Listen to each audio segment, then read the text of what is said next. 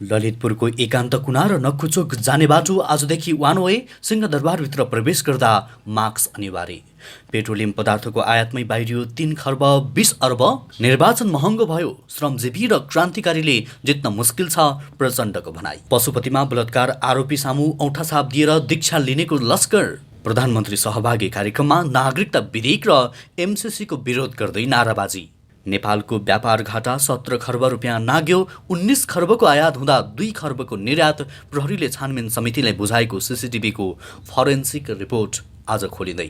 राष्ट्र ब्याङ्कको मूल्यवृद्धि सर्वेक्षण। आगामी 3 महिना मूल्यवृद्धि हुने, मूल्यवृद्धि 14% पुग्ने। गायिका दिलमाया सुनार हत्या आरोपी श्रेष्ठ कारागार चलान। दीपक र दिपाको छक्का पन्जा फोको शुभ मुहुर्तसँगै छायाङ्कन सुरु।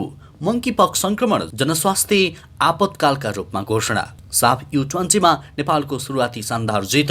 मालदिप्स 4-0ले पराजित। सलमान पछि कट्रिना बिक्की जोडीलाई पनि आयो ज्यान मार्ने धम्की। प्रहरीमा दिए उजुरी र हत्तै बढ्यो कोरोना संक्रमण। एकै दिन थपिए 568 जना संक्रमित, थप 1 जनाको मृत्यु। दर्शकवृन्द नमस्कार, इन्फो खबर मिडियाको न्यूज अपडेटमा तपाईलाई हार्दिक स्वागत छ।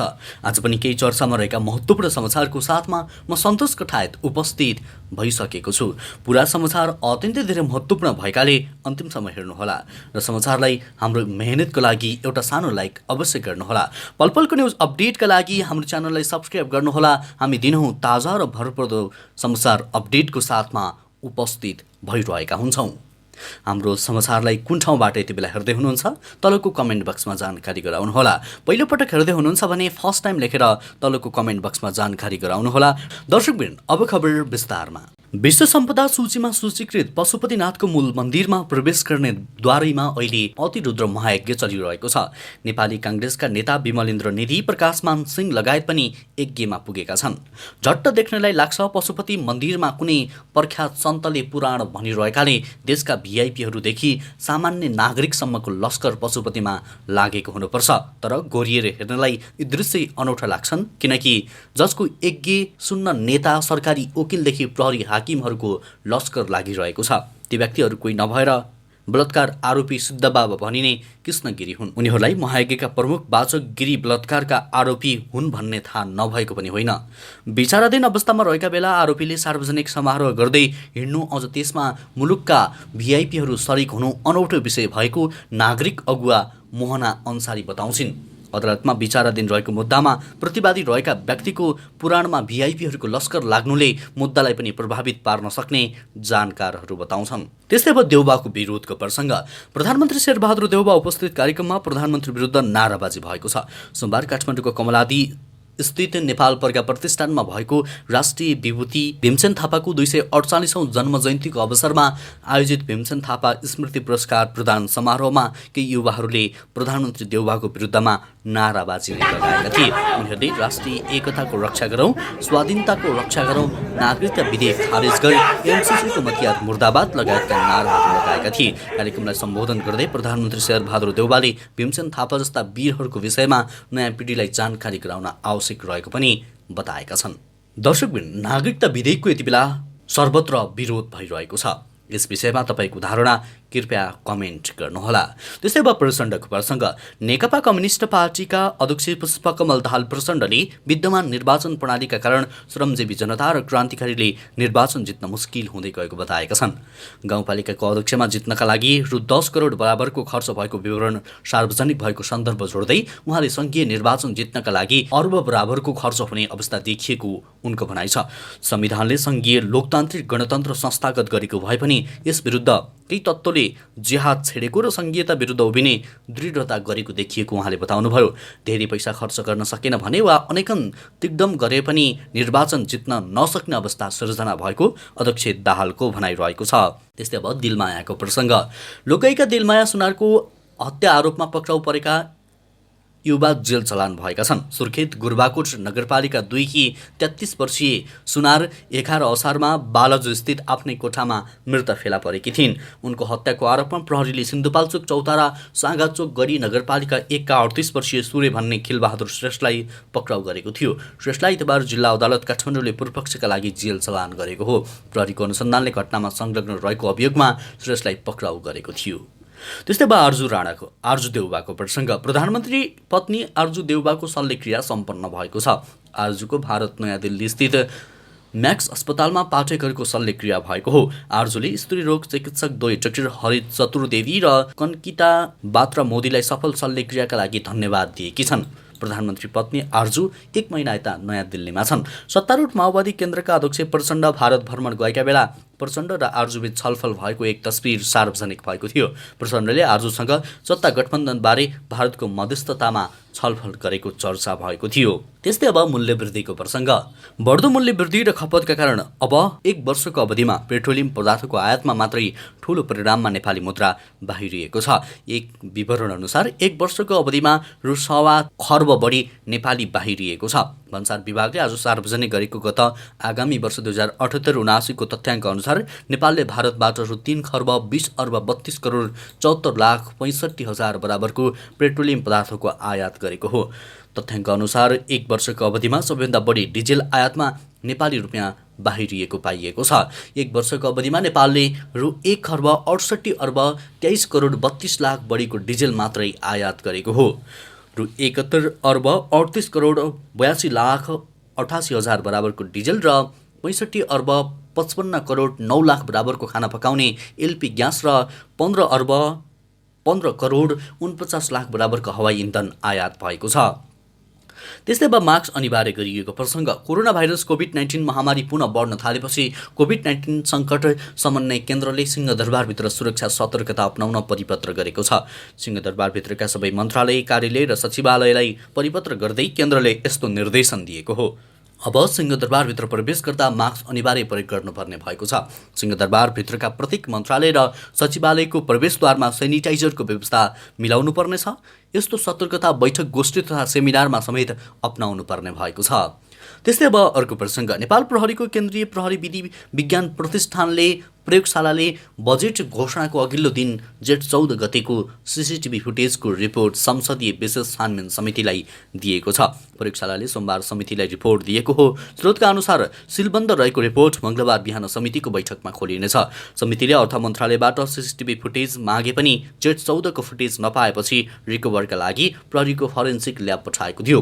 बजेट निर्माणमा करको दर हेरफेर गर्न अर्थ मन्त्रालयमा अनाधिकृत व्यक्ति प्रवेश गरेको विषयमा समितिले अहिलेसम्म कुनै प्रमाण फेला पार्न सकेको छैन।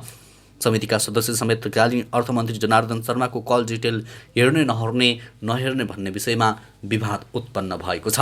त्यस्तै अब अर्को प्रसङ्ग। अघिल्लो आर्थिक वर्ष 2078-79 नेपालको व्यापार घाटा 17 खर्ब रुपियाँ नागेको छ। भन्सार विभागले सार्वजनिक गरेको तथ्याङ्क अनुसार आर्थिक वर्ष 2077-78 व्यापार घाटा 13 खर्ब 98 अर्ब रुपियाँ रहेकोमा गएको आर्थिक वर्षमा झन्डै 5 खर्ब रुपियाँले बढेर व्यापार घाटा 17 खर्ब 20 अर्ब 41 करोड रुपियाँ पुगेको छ। गएको आर्थिक वर्षमा कुल 21 खर्ब 20 अर्ब 47 करोड रुपियाँको वैदेशिक व्यापार भएको छ। त्यसमध्ये नेपालले 19 खर्ब 20 अर्ब 44 करोड रुपियाँको वस्तु आयात गरेको छ भने 2 खर्ब 12 अर्ब रुपियाँको वस्तु निर्यात भएको छ। सबैभन्दा धेरै व्यापार घाटा भारतसँग रहेको छ। गएको आर्थिक वर्षमा भारतबाट 12 खर्ब 15 करोड रुपियाँको वस्तु आयात भएकोमा 1 खर्ब 55 अर्ब 22 करोड रुपियाँको वस्तु निर्यात भएको छ। भारतसँगको व्यापार घाटा 10 खर्ब 44 करोड रुपियाँ रहेको छ।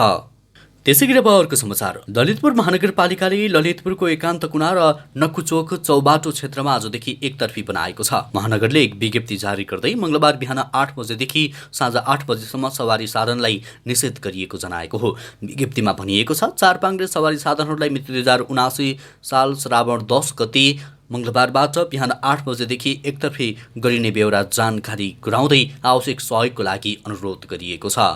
त्यस्तै अब कोरोनाको प्रसङ्ग। पछिल्लो 24 घण्टामा देशभर कोरोना भाइरसको 568 नयाँ संक्रमित थपिएका छन्। सोही अवधिमा कोरोना भाइरस संक्रमणको कारण 1 जनाको ज्यान गएको छ। स्वास्थ्य तथा जनसङ्ख्या मन्त्रालयका अनुसार 3084 जनाको पीसीआर र 1716 जनाको एन्टिजेन विधि गरी कुल 4800 को स्वास्थ्य परीक्षण गर्दा उक्त संख्यामा संक्रमण पाइएको हो। बितेको 24 घण्टामा 95 जना कोरोना संक्रमित निको भएको मन्त्रालयले जनाएको छ। हाल देशभर सक्रिय कोरोना भाइरस संक्रमितको संख्या 3534 रहेको छ। त्यस्तै अब फिल्मी समाचार। दीपक राज गिरी र दीपाश्री निरोलाले निर्माण गर्ने नयाँ फिल्म छक्का पन्जा फोको छायाङ्कन सुरु भएको छ। निर्माण टिमले सोमबार सूर्यविनायकमा पूजाआजा गर्दै छक्का पन्जा फो नाममै र कलाकारको नाम औपचारिक रूपमा घोषणा गरेको हो। फिल्ममा निर्देशक र केही कलाकार परिवर्तन भएका छन्। आमा सरस्वती मुभिजको प्रालीको प्रस्तुतिमा निर्माण हुने फिल्मलाई हेमराज विशीले निर्देशन गर्दैछन्।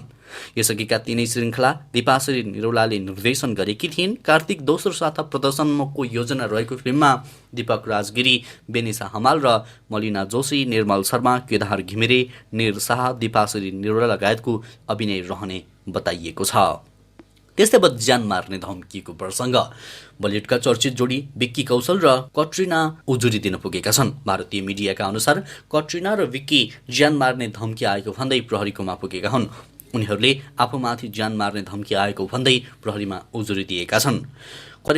कट्रिनालाई पिसा पनि गरेको भन्दै विक्कीले भारतीय दण्ड संहिताको धारा 506(2) र 354(d) को अन्तर्गत सान्टा क्रुज पुलिस स्टेसनमा उजुरी दर्ता गराएका छन्। केही हप्ताअघि कट्रिनाको फ्यान क्लबले अज्ञात व्यक्तिलाई अभिनेत्रीको तस्बिर र भिडियोहरू नखिच्न भनेका थिए। अहिले प्रहरीले सोही अज्ञात व्यक्तिमाथि अनुसन्धान गरिरहेको छ।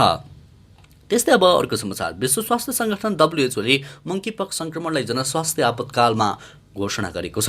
बहुराष्ट्रिय प्रकोपको समीक्षा गर्न साउन 7 गते बसेको अन्तर्राष्ट्रिय स्वास्थ्य नियमन आपतकालीन समितिको बैठकमा संगठनका महानिर्देशक डाक्टर टेड्रोस अधानोम घेब्रेयेससले मंकीपक्स द्रुत गतिमा बढेकाले जनस्वास्थ्य आपतकालको रूपमा घोषणा गर्नुभएको छ। संक्रमण बढ्न थालेपछि WHOले दक्षिण पूर्वी एसिया क्षेत्रका देशहरूलाई मंकीपक्सको निगरानी र जनस्वास्थ्यका उपायहरू सुदृढ बनाउन आह्वान गरेको छ। र आजको अन्तिम समाचार खेल समाचार। नेपालले मालदिप्सलाई 4-0 गोल अन्तरले पराजित गरी नेपालले साफ U20 च्याम्पियनसिपमा शानदार सुरुवात गरेको छ। भारतको भुवनेश्वर स्थित कालिन्दा रङ्गशालामा सोमबार भएको खेलमा नेपालले सुरुवातदेखि नै मालदिप्सलाई दबावमा राखेको थियो। नेपालका लागि दिपेश गुरुङ, सुगम सुवाल, कृतिश रत्न छुन्जु र मनज्ञ नकर्मीले गोल गरे। 42औं मिनेटमा दिपेश गुरुङले गोल गरेपछि नेपालले पहिलो हाफमा अग्रता बनाएको हो। कप्तान आयुष घलानले दायाँ कर्नर नजिकैबाट प्रहार गरेको फ्री किकलाई मालदिप्सका गोलरक्षक सैहान अलीले पञ्च गरेको बललाई दिपेशले बक्स लाइनबाट बाहिरबाट शानदार गोल गरे। हवस् त दर्शकवृन्द, यो खेल समाचार सँगसँगै आजलाई केही चर्चामा रहेका महत्त्वपूर्ण समाचारको सिलसिला यति नै। हरेक दिन बिहानै ताजा र सत्य समाचारको लागि हाम्रो YouTube च्यानललाई सब्स्क्राइब गर्नुहोला। पलपलको न्युज अपडेट लिएर हामी निरन्तर उपस्थित हुनेछौँ। तबसम्मका लागि समाचार कक्षका सम्पूर्ण सहकर्मीसहित म पनि बिदा हुन्छु। तपाईँको बाँकी पल शुभ अनि उत्कृष्ट बनोस्।